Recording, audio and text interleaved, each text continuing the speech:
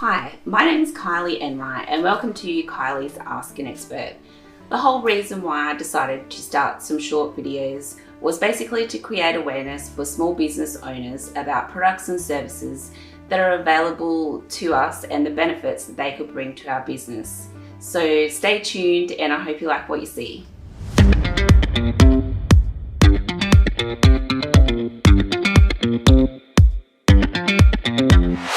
Good morning, I'm Kylie Enright and I'm here today with Alane Moore from Gowring Advisory.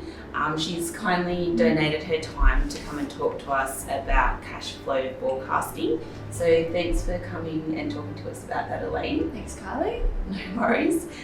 So what exactly is a cash flow forecast? Yeah, so a cash flow forecast uses historical data, current data and estimates to forecast cash inflows and outflows over a specific period of time. So pretty much what we want to see is if there's going to be a surplus or a shortage of cash over 6 months, 12 months, or even a couple of weeks in advance, just so we can plan and make better financial decisions based on the cash we have available.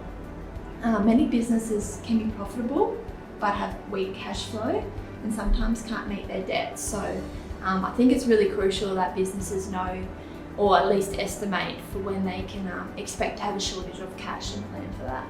Okay, so that kind of leads on to my next question. Yeah. What would be the benefits for a small business to be doing cash flow forecasting? Yeah, so there's many benefits for a business. The main one is making better financial decisions. If you know when you're going to have a shortage of cash, you can look at lending. You can look at trying to chase your receivables a bit quicker. You can just make better financial decisions.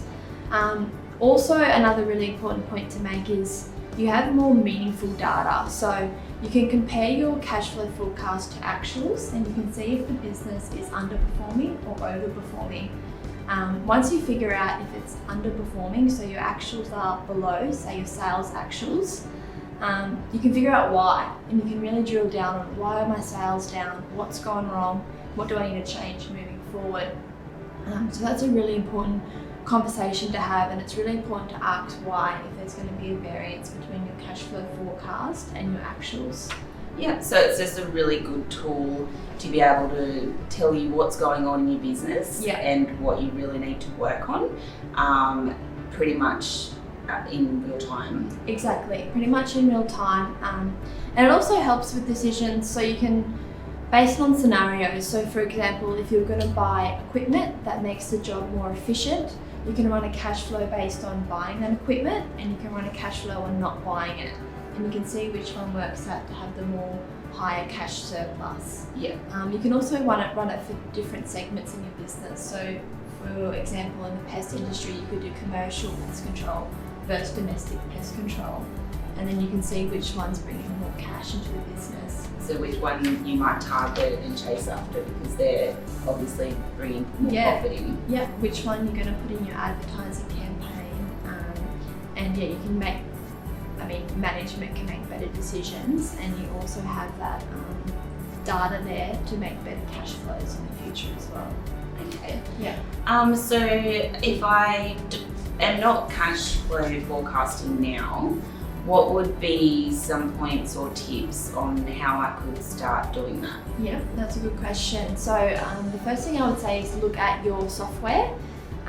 Depending on what accounting software you use or in-house software, there are a few like Xero and MYOB where it's inbuilt.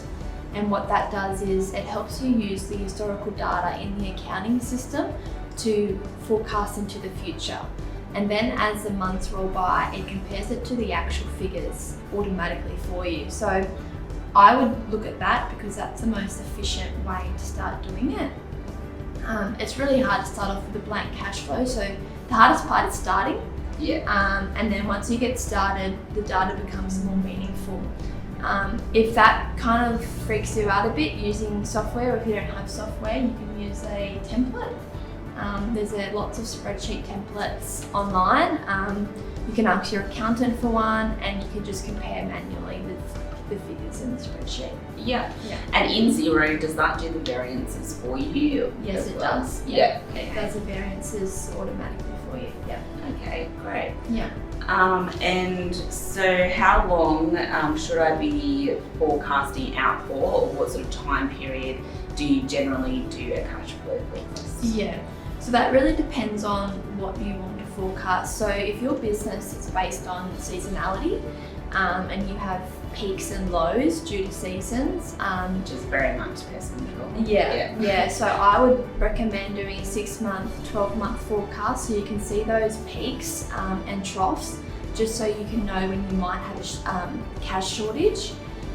You may want to do a more short-term cash flow based on when to put employees on, when to roster them on based on how much work you have going on in the next few months.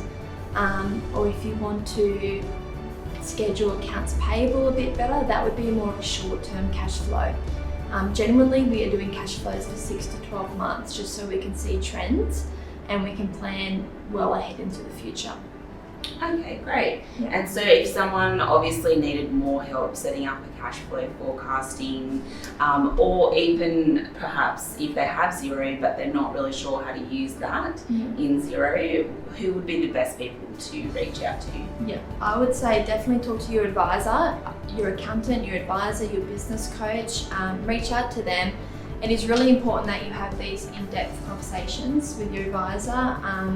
They can point you in the right direction, and they can also help you with the software, make it work harder for you. You might be doing something that's very manual that takes a long time, which we can do a lot quicker.